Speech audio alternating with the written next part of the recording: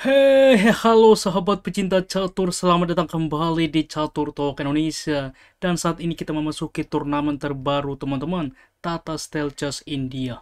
Tentunya diikuti oleh top Grandmaster. Dan berikut adalah sekilas infonya teman-teman yang berlokasi di Kolkata, India. Selengkapnya kita akan berikan link di kolom deskripsi. Kita lihat beberapa top GM yang mengikuti. Tentunya Magnus Carlsen, Nodirbek Abdusattorov, Daniil Dubov, Vincent Keimer, Wesley So, Vidit Gurati, Arjun Ergesi, Pragnananda, Nihal Sarin, dan Narayana.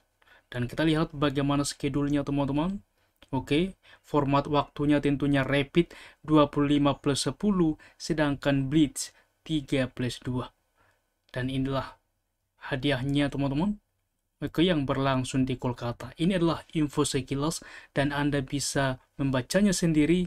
Kita akan berikan linknya di kolom deskripsi. Dan pada kesempatan ini kita akan mengulas permainan yang cukup menarik bagaimana pertemuan dua Grandmaster muda Nodirbek Abdusattorov menghadapi Ramesh Babu Pragnananda. Dan langsung kita ke permainan. Grandmaster Nodirbek Abdusattorov pemegang buah putih mengawali langkah dengan pion ke C4 memilih pembukaan Inggris. Kuda ke F6, tentunya kuda ke C3, E5, kuda ke F3, kuda ke C6, tentunya mainland di papan, variasi 4 kuda pada English Opening. G3 mempersiapkan fianchetto, D5 mengetek sentral, pion menerima pion, pertukaran kuda menerima, dan gajah ke G2 saat ini mempersiapkan juga rokade. Begitupun dengan hitam, gajah ke C5 mempersiapkan rokade, dan betul saja teman-teman, masing-masing pemain melakukan pengamanan raja, rokade sayap raja. Pion ke D3 saat ini berlanjut membuka juga langsung diagonal gajah ke depan. Pion ke H6 mencegah gajah tentunya. Kuda juga langsung memukul kuda. Menteri menerima, kita lihat ada discover sewaktu-waktu di masa depan. A3 terlebih dahulu dengan ide ke depan mendorong, mungkin juga mempersiapkan fianchetto.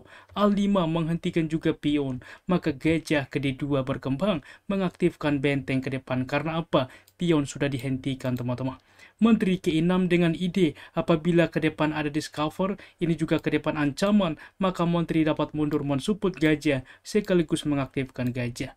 Dan betul saja, di sini Nodirbek benteng ke C1 sehingga menteri ke-7 mensupport gajah sekaligus membuka diagonal gajah.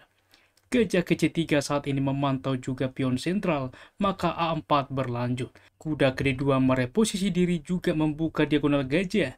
Benteng ke-8 direspon oleh Pragnananda secara tidak langsung mengancam menteri. Melihat hal ini, menteri ke C2 menghindari ancaman dari benteng, juga ke depan 2 kali menekan gajah.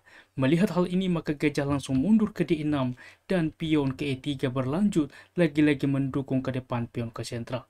Gajah ke F5 dimainkan langsung mengepin teman-teman, sehingga pion tidak bisa melaju tentunya dari putih.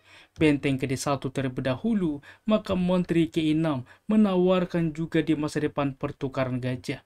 Kuda ke C4 memantau juga gajah, maka gajah ke H3 fokus rencana. Tentunya sudah menghindari supaya pion ke depan dapat melaju.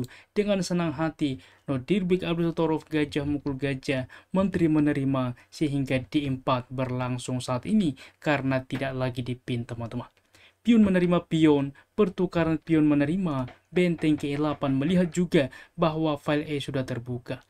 Pion ke D5 berlanjut menekan kuda. Kuda ke sentral juga pilihan karena cukup banyak dijaga teman-teman, tetapi kuda dipilih lebih mundur oleh Pragnananda. Maka kuda langsung menerima gajah pertukaran, pion menerima, dan benteng ke D4. Apa tujuannya? Manuver ke depan teman-teman. Langsung juga mengancam, juga saat ini kita lihat mengaktifkan ke depan diagonal, mengaktifkan juga menteri ke depan. B5 counter attack dimainkan, tetapi melihat hal ini bahwa ini tidak ada perlindungan ke depan, menteri ke D3 langsung juga meneka. Di sini dikorbankan pion oleh Pragnananda. Sebenarnya menteri mundur mensupport pion adalah pilihan, tetapi kuda ke G6 memang cukup manusiawi dengan logika ke depan untuk manuver, di mana juga ke petak F3 adalah skakmat teman-teman. Kita lihat bagaimana juga dibatasi ke depan. Ini akan skak ke depan berpindah dan skakmat. Oleh sebab itulah, tetapi juga perhitungan sudah dilakukan oleh Ramesh Babu saat ini, maksudnya Nodirbek Abdusattorov, sehingga ia menerima pengorbanan. Ramesh Babu fokus rencana dengan kuda ke E5, ancaman skakmat ke depan. Menteri langsung mundur teman-teman. Di sini Menteri ke F5 mendukung kuda, maka benteng ke F4 inilah langkah kunci untuk menghentikan semua serangan dari hitam. Di sini Menteri ke D7 saat ini. Apa yang terjadi salah satu opsi ialah dengan menawarkan teman-teman. Tidak mungkin diterima karena kuda menerima move forking tentunya keunggulan dimiliki oleh hitam. Apabila tentunya Menteri ke D1, maka yang bisa dimainkan benteng akan ke C8, benteng ke A1 dan sangat komplikatif ke depan. Intinya tetap menjaga petak ini. Dan kita kembali dipilih oleh Pragnananda, menteri mundur baru saat ini. Masalahnya teman-teman, benteng ke-4, kita lihat manuver juga dibawa ke depan untuk membentuk Alehinga. Oke, benteng ke-8 dicoba, maka di sini benteng ke-1 fokus rencana, memantau ke depan di sini mengancam kuda, dan ini cukup banyak ancaman. Melihat ancaman ini maka benteng menghindar ke 8. Simpel saja teman-teman, sudah cukup banyak pressure tekanan terhadap kuda, maka gajah memukul kuda. Di sini pion menerima, benteng menerima pion, waktu yang sama mensupport juga pion. Menteri ke B7 masih dicoba, counter attack ke depan menekan juga pion. Simple saja benteng mensupport pion ke petak D1. Menteri ke B3 saat ini, maka D6 untuk siap promosi teman-teman. Menteri ke C2 menawarkan, maka tentu saja ini ke depan akan promosi. Dengan senang hati menteri memukul menteri, di sini benteng menerima. Anda pos seperti ini, apa yang dimainkan oleh putih, langkah eksekusi yang membuat hitam menyerah di posisi seperti ini. Bagaimana teman-teman? Selamat bagi Anda yang bisa menemukan langkah itu dengan pion ke D7, dan setelah langkah ke-36 ini, Pragnananda menyerah. Karena ancamannya ke depan tentunya skak, pion akan promosi atau benteng akan tumbang. Apabila dilanjutkan raja menghindar misalkan, tetap saja benteng ke-8. Apabila benteng mundur, dimakan saja benteng promosi. Di sini dimakan menteri, dimakan saja unggul teman-teman, dimakan benteng tempo skak. Masalahnya sudah dibuka ruang di petak G2. Jelas di sini cukup mudah bagi putih ke depan memenangkan permainan. Luar biasa tentunya bagaimana partai yang terjadi teman-teman, dan kita akan mempertunjukkan bagaimana standing yang terjadi dan juga tingkat akurasi.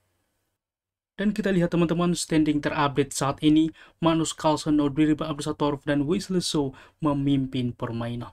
Diikuti Nihal Sarin dan Neil Dubov, Narayanan, Pragnananda dan Arjun Erikesi. Dan ada pun tingkat akurasi pada partai ini teman-teman, Nordberg Abdusatorov 98,2% dan Pragnananda 90%. Kita lihat bagaimana keakuratan kedua pemain di atas 90%. Dan ada pun tentunya sesi bonus teman-teman puzzle sebagai bahan referensi bagi kita. Dan coba perhatikan dengan seksama giliran putih melangkah dan memenangkan permainan dan bahkan kombinasi skakmat. Tuliskan jawaban Anda di kolom komentar dan kami akan memilih dan mengepin supaya dapat dilihat oleh semua sahabat pecinta catur. Demikianlah ulasan catur menarik hari ini. Jika suka jangan ragu pencet like yang membuat kami semakin bersemangat lagi di dalam mengupdate konten catur terupdate selanjutnya. Catur Yas Indonesia Jaya, keep sharing and keep loving. Bye bye.